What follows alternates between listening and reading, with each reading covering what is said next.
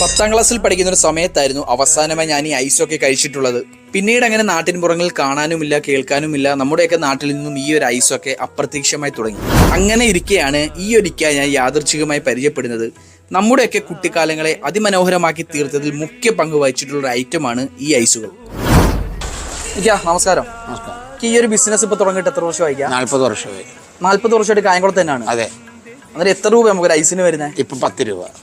ഏതൊക്കെ ഫ്ലേവറിലുള്ള? പാൽസേമിയ ഉണ്ട്, പിസ്ത ഉണ്ട്, മുന്തിരി. ഇപ്പം പിസ്ത തീർന്നു. ഇനി പാൽസേമിയും മുന്തിരി പുഴുങ്ങിയെടുത്ത് പുഴുങ്ങിയരടി പാവ് കാച്ചി നിറയ്ക്കുന്നത്. അത് വേറെ കൃത്രിമം ഒന്നും തന്നെ ഇല്ല. സേമിയാണ്, സേമിയ കാച്ചി പാലുമായിട്ട് കപ്പലണ്ടിയും ഇതൊക്കെ ഇട്ട് ഏലക്കൊക്കെ ഇട്ട് എടുക്കുന്ന പാൽസേമിയ, പഴയ പായസം പോലത്തെ. ഇങ്ങനെ വീട്ടിൽ നിന്ന് ഉണ്ടായിക്കൊണ്ട് ഹോംമേഡ് തന്നെ. ഹോംമേഡ് തന്നെയാണ് എല്ലാം വീട്ടിൽ നിന്ന് ഉണ്ടായിക്കൊണ്ട്. അതെ അതെ. ഒറ്റയ്ക്കാണോ? വീട്ടുകാർ ചെയ്തു തരും.